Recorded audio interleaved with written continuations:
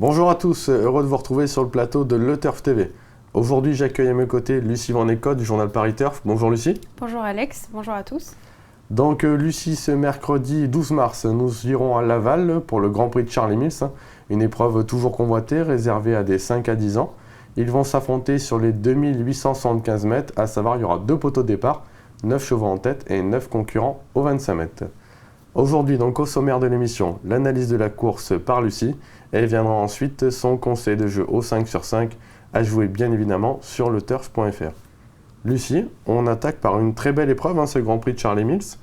Vous avez opté pour le numéro 4, Une de Bertrange, pour en faire votre favorite. Oui, exactement, c'est l'un des 3 représentants de Jean-Michel Bazir au départ. Je pense que c'est un petit peu la course visée. Elle vient de courir par 2 fois en étant ferrée. Ouais. Dans un quintet avec Jos Verbeek, à qui visiblement elle a bien plu. Et en dernier lieu, c'était le 6 mars à Caen avec Alexandra Brivard, où elle était partie sur un petit temps de galop, mais elle faisait une très bonne course après. Donc là, elle s'élance en tête, elle retrouve son mentor à son sulky, et elle est déférée des 4 pieds surtout. Ça lui est arrivé 9 fois. Elle a remporté 2 groupes 2 dans cette configuration. Et elle a pris 3 accessites aussi, donc je pense que c'est vraiment une bonne base pour ce quintet. Et on a pu lire dans la rubrique de Paris Turf, la rubrique de Jean-Michel Bazir, que c'est peut-être sa meilleure chance de ces prochains jours. Voilà, exactement. Jean-Michel ne se trompe pas trop normalement. Je pense que voilà, il n'a pas tort. En plus, comme vous l'avez dit, c'est une jument de classe, qui a eu quelques petits soucis de santé, peut-être qu'elle arrive bien à cette époque de l'année. Oui, je pense. A priori, c'est vrai que ça semble être logique de la retenir en tout cas. Donc. Vous lui opposez un autre cheval de classe, c'est le 7 Hudvinière. Cet hiver, il n'a pas toujours été chanceux, mais il devait souvent rendre la distance. Là, ce ne sera pas le cas. C'est vrai, exactement. C'est un cheval qui est parfois fautif en revanche, mais il a de la qualité. Il a couru au niveau groupe 3. Là, il s'élance en tête. Il vient de prouver sa forme le 20 février dans le prix du Cantal, où il rendait 25 mètres à Vincennes et il était 5e. Ouais, il finissait bien d'ailleurs ce jour-là, voilà. Mais c'est vrai qu'il y avait des chevaux comme Hypercute Orange, tout ça, donc c'est pas évident de refaire du terrain sur eux. Exactement, donc je pense qu'il a prouvé qu'il revenait bien. Et je le vois à l'arrivée, mais je lui ai préféré Une de Bertrange parce qu'il n'a pas encore réussi sur cette piste lavalloise. 0 sur 2, c'est ça? Voilà, exactement. Il a fois. Mais j'ai quand même regardé, il y a une fois où il était très malheureux, il n'a jamais pu passer pour finir. Moi, je pense que cette statistique n'est pas non plus à prendre au pied de la lettre. Voilà, exactement. Je l'ai quand même retenu 2e, donc c'est que j'y crois quand même un petit peu. Je pense que vous avez bien fait. Ensuite, en 3e position, vous retenez un autre 6 ans de classe, c'est le 2 Hupman, mais qu'on a vu très bien courir dans la première étape du Grand National du Trot, c'était Amiens. Oui, exactement. C'est encore un cheval qui s'élance en tête. Personnellement, j'aime beaucoup ce petit cheval. Il s'est imposé dans un groupe 3 en septembre à Vincennes. Après, c'est vrai qu'il n'a pas fait un super meeting d'hiver. Il a juste pris une 7e place dans un groupe 3 également. Mais il vient de prouver dans la première étape du GNT qu'il revenait bien. Il a été un peu malheureux, mais il a fait une très belle ligne droite. D'ailleurs, il aurait peut-être pu être 3e, Oui. Quelques mètres après le poteau, je pense qu'il serait venu chercher Gognel. Exactement, c'est aussi ce que son entraîneur driver a dit. Donc je pense qu'on peut le retenir s'il a un bon parcours caché généralement, qui peut bien placer sa pointe de vitesse. J'ai vu aussi qu'il avait couru une seule fois à Laval, il était 3e sur ce parcours. Donc je pense qu'on peut le retenir. Donc vous privilégiez quand même la tête dans cette épreuve? Oui, c'est vrai. Ouais, donc quoique après, vous passez aux 25 mètres. Voilà, exactement. Bon, c'est le cas du 14 Sissi du Morin. Oui. Bon, c'est une jument, on ne peut pas lui reprocher grand-chose. C'est ça, c'est la régularité incarnée. Elle a couru 65 courses, elle a été 60 fois dans l'argent. Donc je pense que c'est une jument qu'on adore, qui est très très bien exploitée par son entraîneur. Par Philippe Daujard. Qui est en forme en plus. Bien sûr. Donc je pense qu'on la retient. Elle vient de courir 6 fois dans des quintets, donc elle est bien connue quand même des parieurs. Elle a toujours été à l'arrivée, donc son meeting a été un peu chargé, mais elle a quand même prouvé en répondant présent que ses ressources étaient intactes.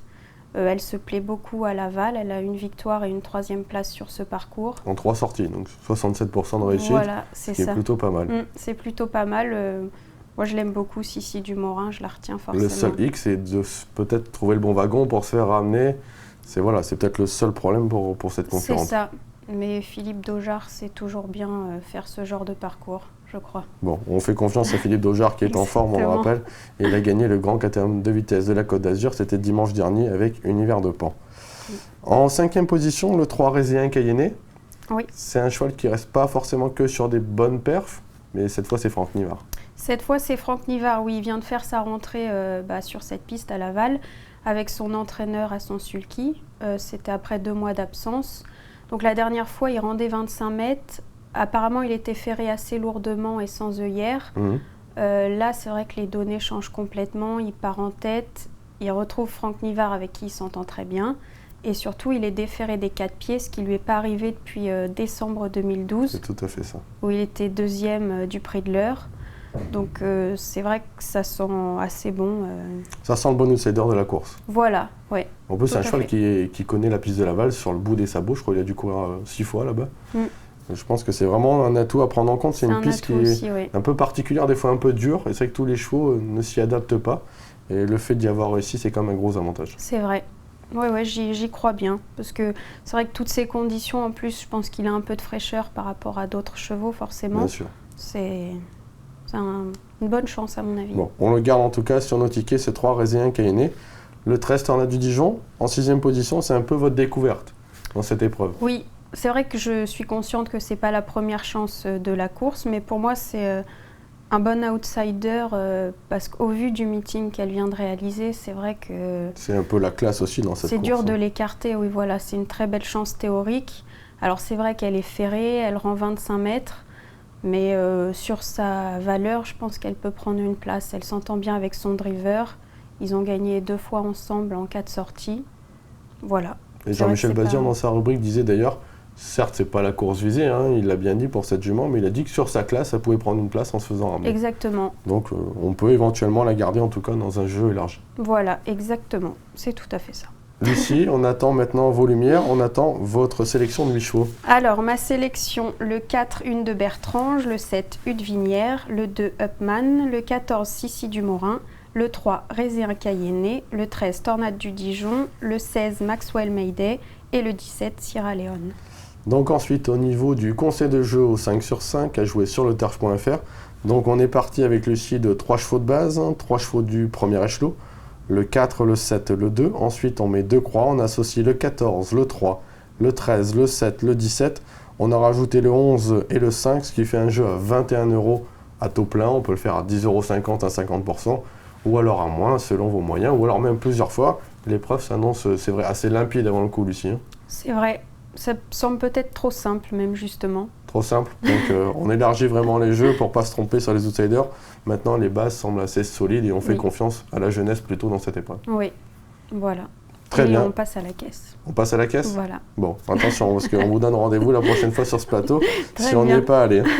Lucie, en tout cas, merci beaucoup pour cette analyse. Merci et à puis on vous. se retrouve très bientôt sur ce plateau. À bientôt.